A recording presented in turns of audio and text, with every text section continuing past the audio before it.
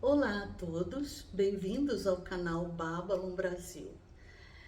Eu sou Marisol Seabra, médica, psicanalista junguiana e bruxa catina, também pesquisadora de assuntos ocultistas. Hoje nós vamos bater um papo sobre a teurgia, especialmente a teurgia caldeia, onde Hecate era a deusa central.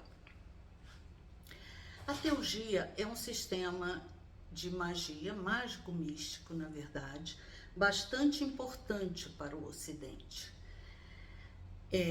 Todas as técnicas teúrgicas caldeias, elas estão ramificadas em vários sistemas de magia e de misticismo do Ocidente, como a própria magia, o hermetismo, o gnosticismo. Nos papiros mágicos egípcios e gregos também temos várias técnicas teúrgicas, na alquimia e assim por diante. Então, apesar de ter, de uma certa forma, desaparecido o núcleo da teurgia caldeia, ele acabou se ramificando por várias outras doutrinas e métodos mágicos e místicos.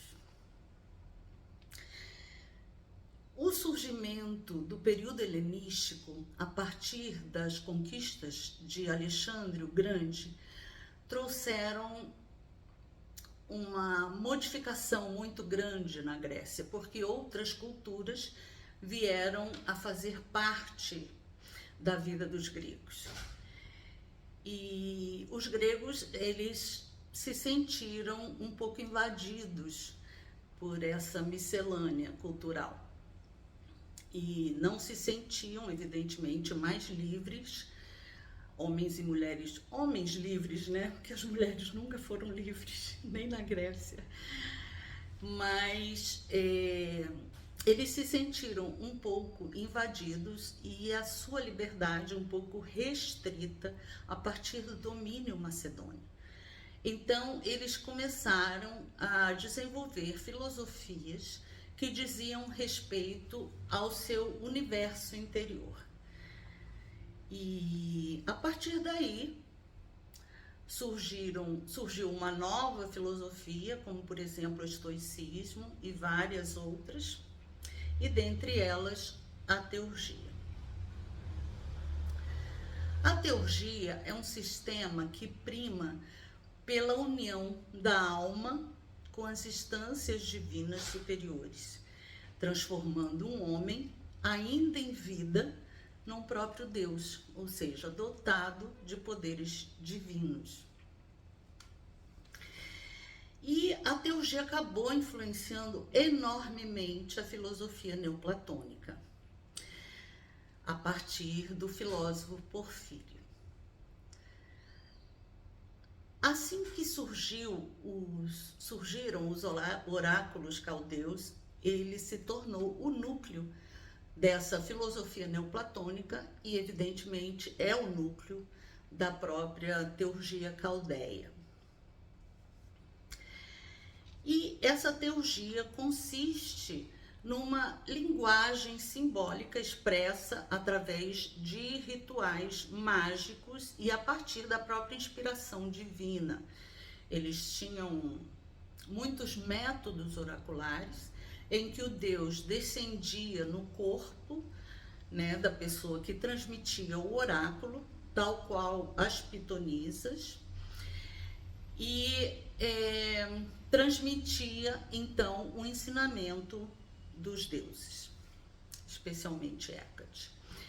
Os oráculos caldeus, eles foram considerados uma revelação divina direta a Juliano, o pai, o caldeu, e Juliano, o filho, o teurgo. Aventam-se hipóteses que falam sobre um ritual mágico que o Juliano pai teria feito com seu filho para invocar as forças divinas sobre Juliano, o teurgo, né? O filho. E esses oráculos, eles foram ditados diretamente por Hécate e pelo deus Apolo. Os oráculos são considerados o último resquício do paganismo antigo, o último livro sagrado do paganismo. O cristianismo já estava surgindo e havia uma disputa ideológica muito grande entre o paganismo e o cristianismo. Os oráculos são um conjunto de versos, totalizando 300 linhas, que chegou até nós em fragmentos coletados pelo acadêmico Wilhelm Kroll em 1984, a partir de filósofos neoplatônicos que citam os oráculos literalmente ou corretamente. Nessa época surgiram, evidentemente, dentre os filósofos neoplatônicos, muitos teurgos, que se tornaram famosos por sua teurgia. Dentre eles, Porfírio, Iamblico, Proclus, Damácio e Pselo, dentre outros. Muitos deles tiveram experiências com Hécate, experiências oraculares e teúrgicas. Proclus descreve uma experiência muito bela que ele teve com Hécate, em que Hécate se manifestou como uma chama viva e falante, um fogo que na frente dele falava e respondia às suas perguntas e às suas dúvidas. Achei belíssimo essa experiência de Proclus, que era a experiência também de muitos outros teúrgicos. Juliano Pai escolheu o termo teurgia para diferenciá-lo da teologia. A teologia era um conhecimento teórico, a teurgia é um conhecimento extremamente prático. Iamblico dizia que a filosofia auxiliava sim a alma a se refinar, mas que era incapaz, esse raciocínio filosófico era incapaz de elevar a alma até um estado divino, que era o objetivo da teurgia.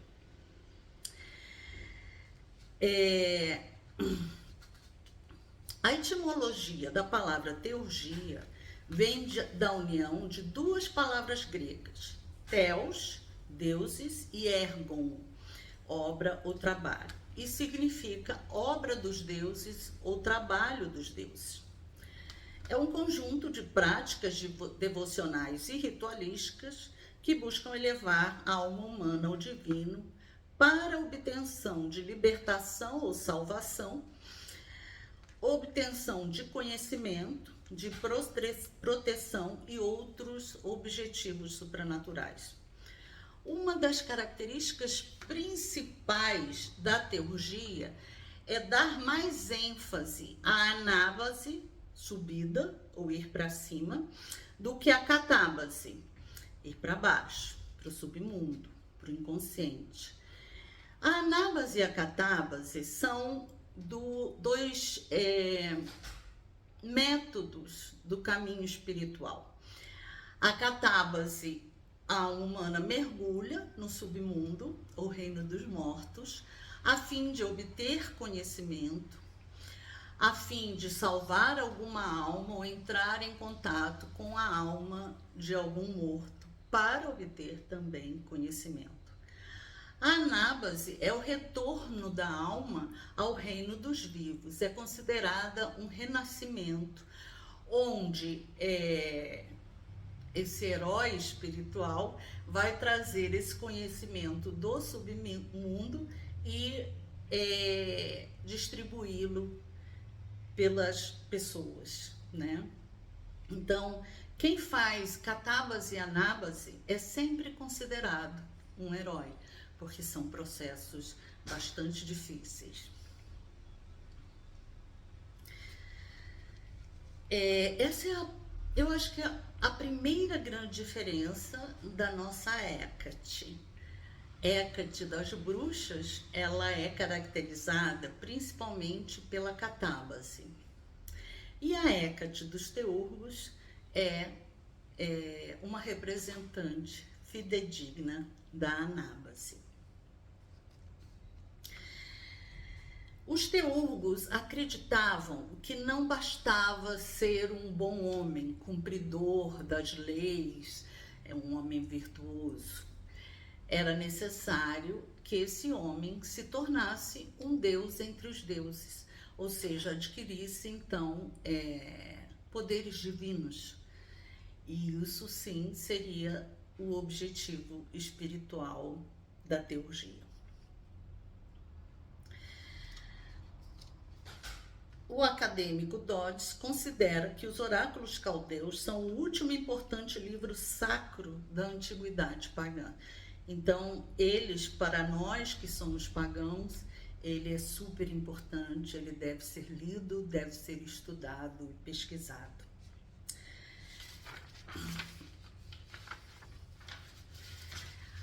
A acadêmica Majersic nos diz o seguinte: o sistema caldeu incluía um complexo ritual de ascensão envolvendo purificações, transe, fantasmagoria, objetos sacros, instrumentos mágicos e fórmulas mágicas, orações, hinos e até mesmo um elemento contemplativo.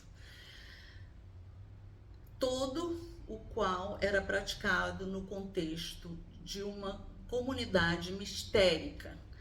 Então, o que significa essa comunidade mistérica? Que os teurgos possuíam ritos iniciáticos para iniciar as pessoas na teurgia. Mas qual é a diferença entre teurgia e magia? Na teurgia, o teurgo ele não vai submeter a vontade dos deuses para o cumprimento de algum objetivo mágico. A teurgia é um trabalho de colaboração entre humanos e deuses para a obtenção do conhecimento e elevação da alma. A magia já utiliza os deuses de modo a submetê-los e obter, através disso, determinadas consecuções mágicas. Então, essa é uma diferença grande entre teurgia e magia. Explicando muito superficialmente a doutrina caldeia, que é muito complexa e a gente não tem como passar isso num vídeo, é importante que a gente saiba que essa doutrina caldeia ela está baseada em tríades. E é justamente na primeira tríade que se encontra Hecate. A primeira tríade é composta por pai, poder e intelecto. O pai seria o pai supremo, de onde surgem as ideias criativas. O poder, esse pai supremo é inefável.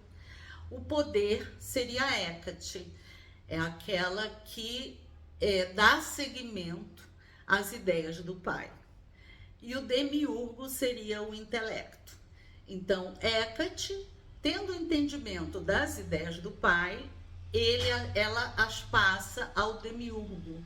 E o demiurgo, então, vai usar essas ideias para moldar arquétipos que vão servir para as formas, constituir as formas na matéria. Pelas primeiras pesquisas acadêmicas, Hecate seria esse poder do pai, que fica entre o Deus Supremo e o intelecto, o demiurgo. Porém, pesquisas mais recentes indicam que Hecate é de fato a deusa suprema e inefável dos oráculos caldeus, considerada a mãe de todos os deuses e de toda a criação.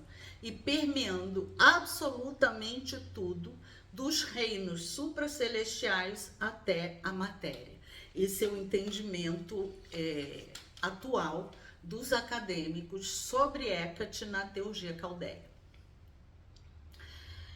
Eu confesso a vocês que essa foi a explicação que mais me satisfez em termos do fenômeno Hecate, que eu comecei a estudar desde que eu comecei a me relacionar com a deusa, porque ela tem resultados muito objetivos, muito concretos e muito rápidos. Ela realmente acerta o alvo mesmo à distância. E eu ficava sempre muito encucada com isso, porque foi a única deusa ou deus que eu encontrei que era tão eficiente para a magia. E eu comecei a me questionar e a pesquisar sobre Hecate para conseguir entender esse fenômeno. E nos oráculos caldeus, na teurgia caldeia, foi onde eu encontrei, então, a resposta mais razoável, que é o fato de Hecate vir desde os mundos supracelestiais, permeando tudo até a matéria, ou seja, ela tem acesso a todos os mundos, desde o mais elevado até o reino da matéria. Há um oráculo de Hecate, registrado por Porfírio e perpetuado pelos apologistas do cristianismo, em que ela diz que ela está por trás das ideias do Pai Supremo. Então, isso confirma a hipótese dos acadêmicos de que Hecate é a deusa suprema da teurgia, porque ela, estando atrás dos pensamentos do Pai Supremo, significa que ela está acima e inspira diretamente essas ideias criativas.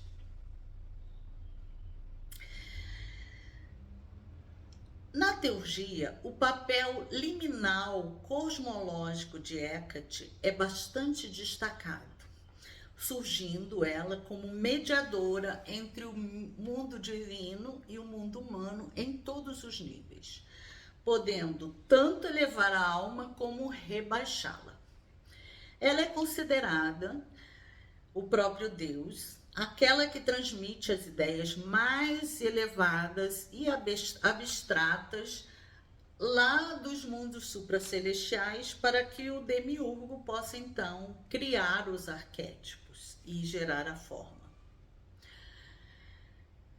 É importante que a gente compreenda que, diferente do gnosticismo, para a teurgia, o demiurgo tem uma função benéfica, né? Ele colabora com a criação dos arquétipos a partir da forma original transmitida e produz a matéria. A matéria, para os teurgos, não é considerada algo ruim, nem a encarnação da alma. Para os teurgos, a matéria, toda a natureza, possui a energia divina. E a gente vai ver como eles usam isso nos símbolos e nas práticas mágicas dele. Além do mais, eles acreditavam que se a alma não encarnasse, seria impossível trilhar o caminho espiritual e atingir o seu grande objetivo, que era elevá-la à supremacia divina. Então, nisso, há bastante diferença da maioria das seitas gnósticas. Hecate, na teurgia, é considerada transmissora de ideias e, portanto, estruturadora do mundo físico. O limite divisório entre o mundo inteligível é o mundo divino, e o mundo sensível. O mundo sensível é o mundo material. Lembra de sensações, sensibilidade, 5 sentidos, tudo isso é mundo sensível. Ela é a fonte das almas individuais e aquela que anima o mundo físico e o mundo humano. Ou seja, ela confere alma a tudo. Ela é mediadora entre os deuses e os humanos. O útero que recebe os relâmpagos e trovões do Pai Supremo para dar vida ao mundo. O seu útero cósmico recebe os modelos de toda a existência física e os propaga para dar luz à existência, distribuindo a energia divina do Pai Superior para todas as formas da natureza. Ela é, portanto, a alma cósmica ou anima mundi. A plenitude de seu útero ordena e regula todo o cosmos, estruturando a matéria e o mundo tal qual o conhecemos. Ela é a nutridora e mantenedora do mundo. As chaves de Hecate na teurgia são utilizadas como unificadora da energia para a manutenção das formas. Então, as chaves de Hecate aqui, elas têm a função principal de fechar a energia divina dentro de cada forma criada. Na teurgia, Hecate não é apresentada com 3 faces, mas com 2, pois ela supervisiona o mundo inteligível e o mundo sensível. Mas e como que Hecate vai realizar esse trabalho a partir do seu útero, a partir de si mesma? Ela tem auxílio dos espíritos ou daimonos positivos, conectivos e mantenedores, que são entidades espirituais envolvidas no estágio final da criação do mundo. Estamos falando dos Inques, Sinoqueis e Teletarcai, cujos nomes são muito utilizados por muitos magistas e bruxas como fórmulas bárbaras de invocação e utilizados pelos teurgos em suas práticas.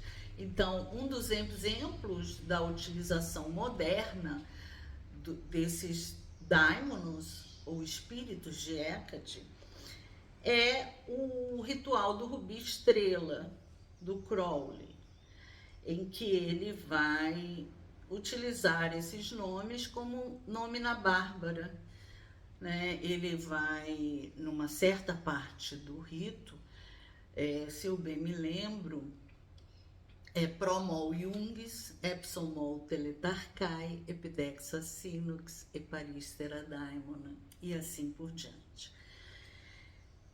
Estes seres intermediários têm um papel fundamental para o caráter ritualístico da doutrina caldeia.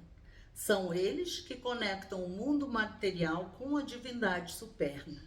Eles são responsáveis pelo contato místico entre as diversas partes do mundo, humano e divino, por meio de rituais. Vamos então falar um pouquinho sobre cada um deles.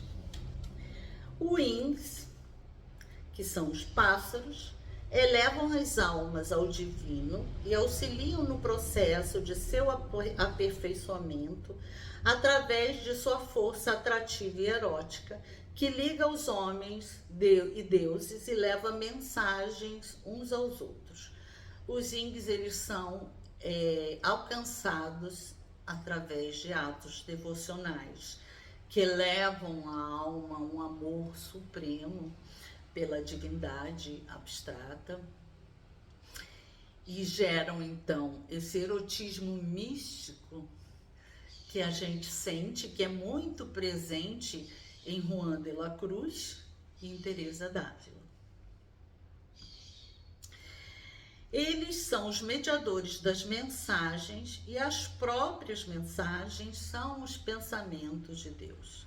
A mensagem comunicada pelos Ings não é outra senão seus próprios nomes mágicos, que, quando proferidos, capacitam o teurgo a adquirir certos poderes divinos. Isso é uma coisa interessante porque os teurgos, eles têm nomes ocultos, mágicos, bárbaros para fazer esse trabalho de elevação da alma. Esses nomes bárbaros ou fórmulas mágicas, eles são sempre comunicados pelos deuses. Então, são nomes secretos.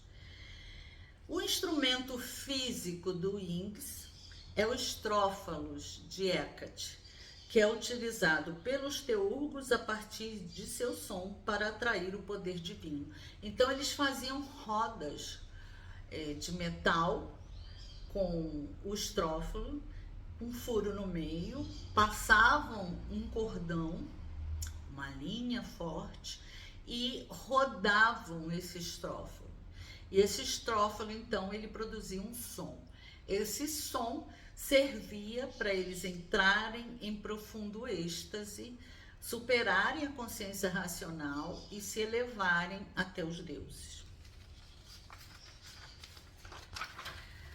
Vamos falar um pouco dos sinoquês. Sinoquês são aqueles que conectam, são responsáveis pela promoção de harmonia e união com as energias divinas, além de proteção. São poderes invisíveis que mantêm unido e protegido o universo como um todo. Eles constituem a relação entre os elementos e funcionam como guardiões dessa relação universal. Como eles constituem a relação entre as partes, são considerados os raios do Sol, do qual todas as coisas partem, por meio dos quais todas as partes são interligadas. No nível teústico, os raios conectadores do Sol conduzem a alma para cima. No nível cósmico, emanam da divindade suprema. Então, para os teurgos, cada planeta, cada estrela, cada elemento astronômico, ele estava ligado a um nível da divindade, um nível de Hecate. Então, o Sol era o espírito, né? Era aquele que possuía o espírito de irradiar tudo, irradiar a vida, mantenedora da vida, e era através desses raios solares que que o Deus descendia até eles e que eles ascendiam até Deus. Tanto é que vocês, em alguns versos do oráculo, tem um estímulo ao teurgo, de forma que ele viaje até o Sol, que ele se una ao Sol para poder alcançar esses poderes divinos. Temos também os teletarcai, regentes das iniciações. São os governantes do cosmos e são responsáveis pela iniciação da alma em sua anagogé. Lembra que eu falei no início do vídeo que Iamblico era contra a filosofia como único método para refinar e elevar a alma. Ele dizia que a filosofia era um método racional e que isso não levava o homem a se tornar Deus. Então, a anagogé é não só a leitura dos textos, mas o estado ou processo pelo qual você consegue, a partir de um texto racional, alcançar um nível místico, em que vai lhe ser revelado qual é a simbologia daquele texto, qual é o sublime naquele texto, e esse sublime é o que vai servir a você como um conduíte mágico até as divindades.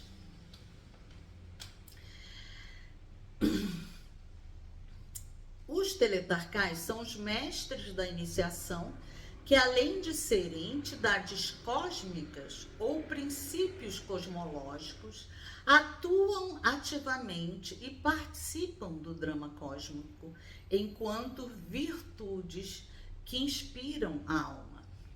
Essas virtudes são 3 na teurgia: a fé, a verdade e o amor. Mas vejam, virtude para os teurgos tem um conceito bem diferente da virtude para o cristianismo. No cristianismo, as virtudes são qualidades espirituais, psicológicas, morais. No contexto dos oráculos, elas eram entidades concretas que compunham o universo e que ligam as partes enquanto fogo inspirador. Então, o teurgo buscava essas entidades concretas, que eram representadas pela fé, pela verdade e o amor, para que elas a impregnassem e os inspirassem nos trabalhos divinos. Então, eram espíritos. Além dessas 3 entidades, Ings, Sinoquês e Teledarkai, Hecate também contava com anjos e com demônios. Como Hecate era também identificada à natureza, ela era a senhora absoluta dos anjos e a senhora absoluta dos demônios.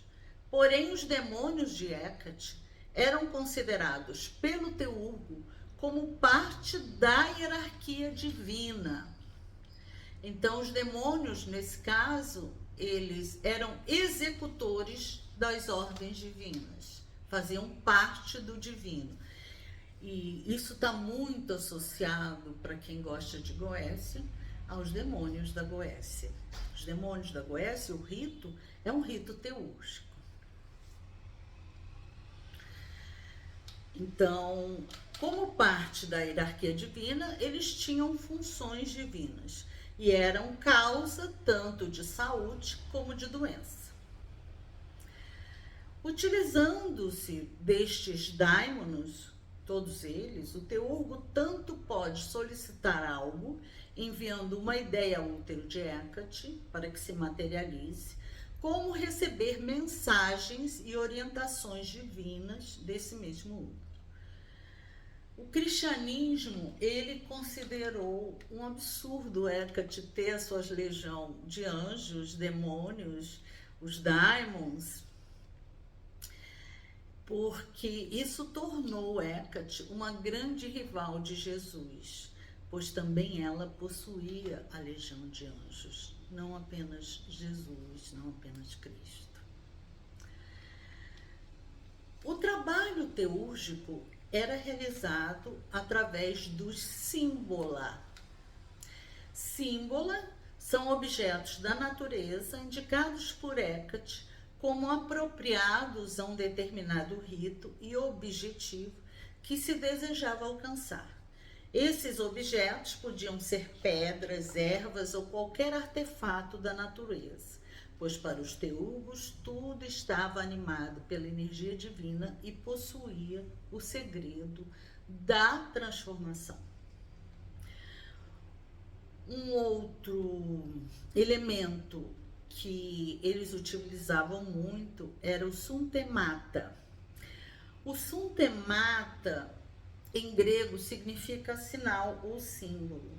E independente e diferente do símbolo, esse suntemata era transmitido pelos deuses.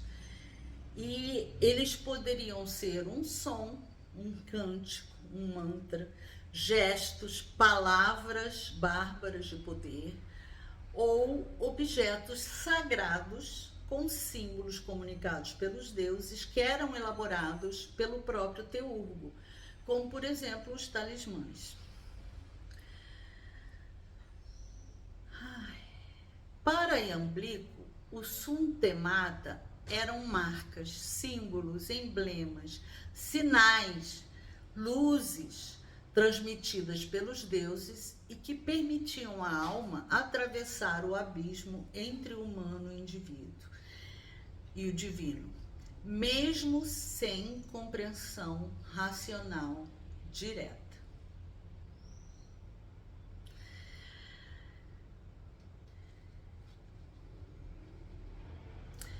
Outro aspecto importante do trabalho teúrgico era o aperfeiçoamento do corpo de luz para deslocamento até o mundo supracelestial. Só era possível assumir a forma Deus através do corpo de luz. A assunção à forma Deus era um método oracular dos teúrgicos. O Crowley tem um Liber que eu considero bastante importante, que é o Liber Astarte. Ele serve para a assunção, para o treinamento da assunção forma Deus. Ele é bem interessante, se quiserem pesquisar, seria bom. Para trabalhar no mundo astral, onde a magia é realizada, faz-se necessário utilizar um veículo etéreo. O ritual mágico, com todos os componentes que estimulam nossos 5 sentidos, né? As velas com seu fogo, o incenso com seu perfume, os elementos, as oferendas, tudo isso estimula nossos 5 sentidos, que vai então estimular nosso corpo astral. Existem vários níveis de corpo astral e o nível mais elevado é considerado o corpo de luz. A gente vai falar sobre a questão do corpo de luz, que eu considero importantíssimo para a bruxaria, num outro vídeo. Eles exerciam funções oraculares, onde determinadas invocações, cânticos, hinos, né? Você tinha os sacerdotes, você tinha os invocadores e aqueles que iriam receber a energia divina, os receptores. Então, através dos receptores, se o veículo estivesse bem preparado, e aí incluía diversas técnicas, uma delas a purificação, se ele estivesse bem preparado, ele conseguia não só receber a energia do Deus, como mantê-la em seu corpo o tempo suficiente para que o Deus pudesse, então, exercer seu diálogo com os humanos. Uma outra técnica era a animação das estátuas, que era conhecida como telestique. Ou seja, eles preparavam uma estátua de Hecate e atraíam a energia da deusa para a estátua de forma que ela pudesse falar através deste poderoso símbolo. Também era uma prática muito usual. E a preparação da estátua era sempre transmitida por Hecate, o método era sempre transmitido por Hecate num momento oracular.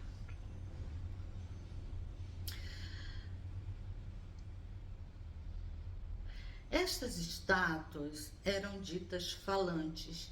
Quando a gente for estudar, eu for fazer o vídeo sobre essa animação das estátuas, a gente vai ver que, por exemplo, ela é uma prática antiga na Grécia. E a gente vai ver deuses que são especialistas na elaboração dessas estátuas animadas. É muito interessante. E o que se dizia dessas estátuas? Que elas emitiam uma luz que levava as pessoas que a viam ou que a contemplavam a estados de transe com a energia da deusa. Então, a deusa comunicava coisas através dessas estátuas. A gente tem alguns exemplos dessas estátuas no cristianismo, quando a gente vê notícias de uma estátua de Nossa Senhora que chora sangue, né? Algumas estátuas que parecem desenvolver feridas, as feridas de Cristo e outras coisas mais. São conhecimentos, né, que vêm lá desde a Grécia do paganismo para o cristianismo. O cristianismo bebeu muito das fontes teúrgicas caldeias.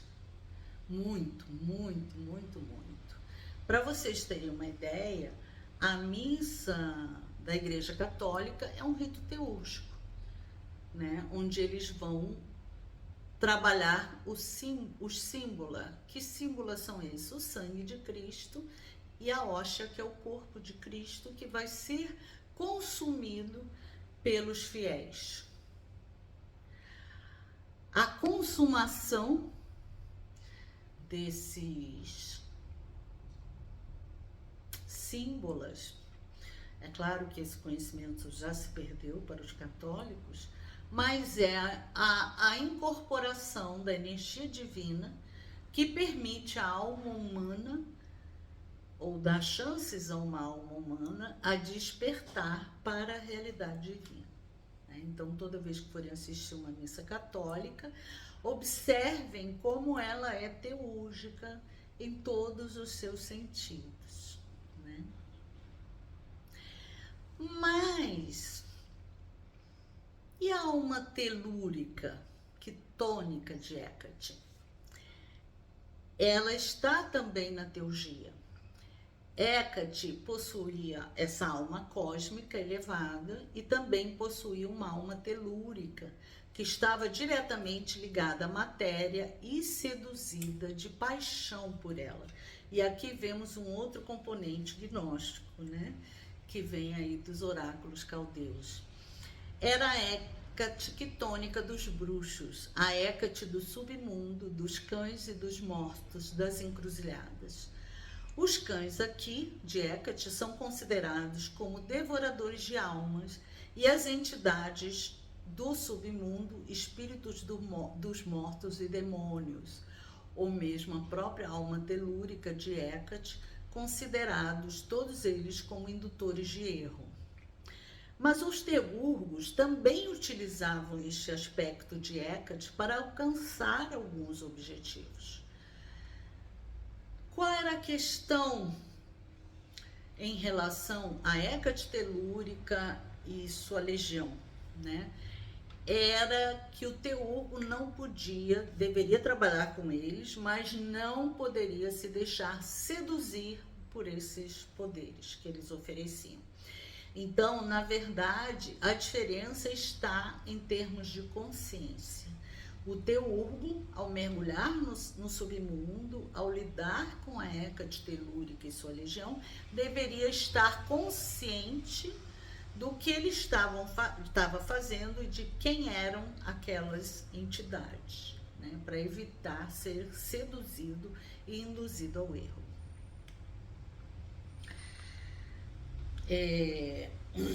As minhas pesquisas, elas não são apenas teóricas. Conforme eu vou estudando e aprendendo, eu vou também realizando práticas que são correspondentes àquele sistema. No caso, agora, a teurgia. Para experimentar e descobrir o lado sutil desses experimentos e saber se eles realmente funcionam, né? Então, recentemente eu recebi um suntêmata de Hecate e o recebimento do suntêmata comunicado pelo deus ou pela deusa, eu posso dizer pela minha experiência que é incontestável. quando você receber um suntêmata, ele vai se manifestar claramente, objetivamente na sua mente. E Hecate vai orientar você a como lidar com o suntêmata e como utilizá-lo magicamente. Mas o que foi que eu fiz para receber o suntêmata, né? Eu comecei a realizar as purificações. Comecei pelas purificações que os teurgos faziam. E eram purificações alimentares, purificações mentais, purificações astrais, que podem ser realizadas através de banhos de ervas ritualísticas, né? Orações, devoções, uma alimentação mais leve, de preferência sem carne, e cada alimento é devotado a Hecate antes de você consumi-lo, pedindo a Hecate para transformá-lo em substância espiritual para que você possa alcançar a sua consecução. Além disso, fiz devoções a Hecate em todos os seus horários liminares, orações de cunho teúrgico dedicados ao lado mais abstrato de Hecate, que é o fogo, né? Tá aqui no terceiro nível do meu representado, no terceiro nível do meu altar, tá vendo? Essa é a chama da Hecate teúrgica, a chama mais elevada da deusa. Então, utilizei essas orações teúrgicas que são dedicadas ao Deus abstrato, Deus incognoscível, a uma chama criadora, né? Utilizei as orações a Hecate dos hinos órficos e fiz invocações com nomes bárbaros, solicitando a Hecate o ensinamento da teurgia. Então, ela me passou esse suntêmata, que é muito especial. Qual é a minha experiência, por enquanto, com o suntêmata? Né? É como se fosse, o símbolo é como se fosse um vaso. Me lembra muito aqueles vasos egípcios onde eles depositavam o coração dos faraós, de determinados órgãos, como se fossem a alma dos faraós. E de fato, a experiência é como se a nossa alma estivesse dentro de um vaso, completamente isolada das influências do mundo. E ali, a partir dessa comunicação e dessa experiência, você vai tendo memórias. E há um momento em que, pelo menos a sensação que eu tenho, é que meus olhos físicos são recobertos por uma membrana branca que não me deixa olhar, ver nada do mundo material. Então, eu fico como cega para o mundo material e desperta com muita força a minha visão astral. Então, a partir desse momento, eu posso ver o mundo astral, seus elementos, seus seres, interagir com eles e compreender melhor o que é esse mundo sutil onde a magia se realiza. Eu ainda não experimentei, mas eu acredito, aliás, já experimentei com rituais de banimento, em que eu estou dentro do mundo astral e efetuo o banimento dentro do mundo astral. E aí também a gente tem várias comunicações com elementos astrais. E você começa a diferenciar os níveis astrais. o nível mais inferior, para você saber onde você está, o mediano e assim por diante, para você saber como se localizar no astral e realizar sua magia. Tem sido um treinamento intenso, mas em termos espirituais, bastante importante para mim. Então, tem sido isso. Conforme eu for experimentando mais e compreendendo mais a sutileza do Suntemata, eu vou trazendo mais informações para vocês. Bom, devido ao seu grande poder, o grande poder de Hecate nessa época, e a sua disseminação por toda a filosofia neoplatônica e teúrgica, Hecate tornou-se um grande problema para o cristianismo. Teurgos, magos e bruxos foram severamente combatidos nos escritos cristãos e perseguidos a partir de Santo Agostinho, que considerava todas estas práticas demoníacas. Hecate foi considerada como uma deusa de demônios ancestrais e a associação com a morte foi considerada como poluição espiritual. Hecate se tornou para os cristãos uma figura assustadora e perigosa. E a gente vê essas influências cristãs ainda na ideia que os cristãos fazem de Hecate, né, o preconceito que eles têm em relação a Hecate.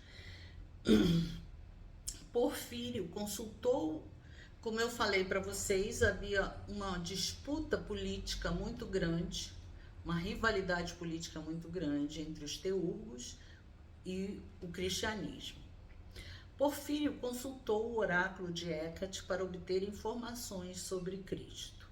Isso está no livro Filosofia dos Oráculos, que está perdido, foi destruído pelos cristãos, mas fragmentos foram resgatados através dos escritos de apologistas cristãos. Então, Santo Agostinho escreve sobre o oráculo de Hecate, consultado por Porfírio, a respeito de Cristo, em seu livro A Cidade de Deus, volume 1, capítulo 23. E aí ele diz o seguinte: o oráculo declara Cristo como um homem muito piedoso, e sua alma, assim como a de todos os homens piedosos, poderia ser favorecida com a imortalidade.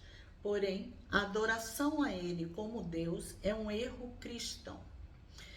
E esta alma foi fatalmente a indutora ao erro de muitas outras almas, razão pela qual não lhe foi concebido o júbilo da imortalidade. Mas ele mesmo é piedoso e vai para o céu como outros homens piedosos. Portanto, não deves blasfemá-lo, mas lastimar a tolice dos homens, por causa do perigo que há nessa tolice. Então, essas são as palavras de Hecate a respeito de Jesus Cristo, né? E apesar de todo o combate que foi dado à deusa, ela sobreviveu, e aqui estamos nós, reverenciando-a, animando-a, dando-lhe força, né, energética e recebendo os seus benefícios. Não é isso? Cairê a todos. Agradeço muito por assistirem o vídeo e que Hecate abençoe seus caminhos. Cairê, Hecate. Beijo.